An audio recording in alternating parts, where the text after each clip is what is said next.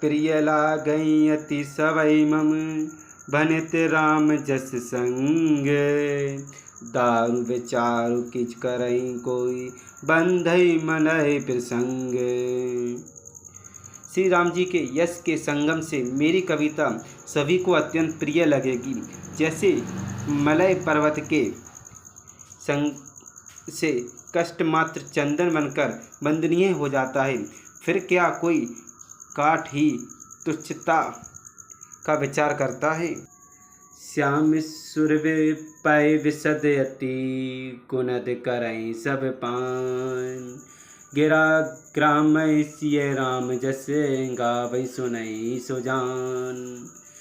श्यामा को काली होने पर भी उसका दूध उज्ज्वल और बहुत गुणकारी होता है, यही समझकर सब लोग उसे पीते हैं। इसी तरह गंवारू भाषा में होने पर भी श्री सीताराम जी के यश को बुद्धिमान लोग बड़े चाव से गाते और सुनते हैं।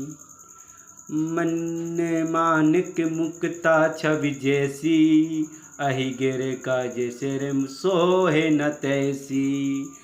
नप किरीट तनुरी तनु पाई, लेहि सकल शोभा अधिकाई। मणि माणिक और मोती की जैसी सुंदर छवि है, वह सांप पर्वत और हाथी के मस्तक पर वैसी शोभा नहीं पाती। राजा के मुकुट और नवयुवती स्त्री के शरीर को पाकर भी यह सब अधिक शोभा को प्राप्त होते हैं। तैसई सुकेव कवित बुध कही, उपजई अनत अनत छवि लही। भगत हेतु विधि भवन बिहाई, सुमरत सारथ आवत दाही। इसी तरह बुद्धिमान लोग कहते हैं कि सुख की कविता भी उत्पन्न और कहीं होती है और शोभा अत्यंत कहीं पाती है। अर्थात कवि की वाणी से उत्पन्न हुई कविता वहाँ शोभा पाती है जहाँ उसका विचार प्रसार तथा उसमें कथित आदर्श का ग्रहण और अनुसरण होता है। कवि के स्मरण करते ही उसकी भक्ति के कारण सरस्वती जी ब्रह्मा लोकों को छोड़कर दौड़ी आती हैं। रामचरित सर बिनु नववाये, सो श्रम जाहे न कोट उपाये। कवि गोविद अस हृदय विचारी, गावई हरि जस कल मलहारी। सरस्वती जी की दौड़ी आने की वह थकावट रामचरित रूपी सरोवर में उन्हें नहलाए बिना दूसरे करोड़ों उपायों से भी दूर नहीं होती। कवि और पंडित अपने हृदय में ऐसा विचार कर कलयुग के पापों को हरने वाले श्री हरि के यश का ही गान करते हैं।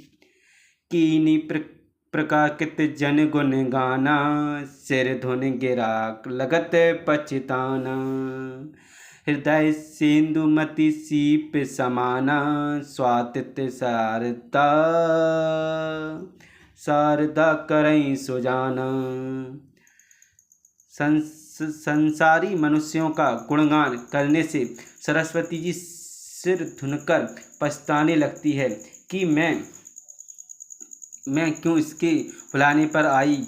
बुद्धिमान लोग हृदय को समुद्र और बुद्धि को सीप और सरस्वती जी को स्वाति नक्षत्र के समान कहते हैं। जो बरसई बर बार विचारू, होई कवित मुक्ता मिन चारू। इसमें यदि श्रेष्ठ विचार रूपी जल बरसता है तो मुक्ति मणि के समान सुंदर कविता होती है।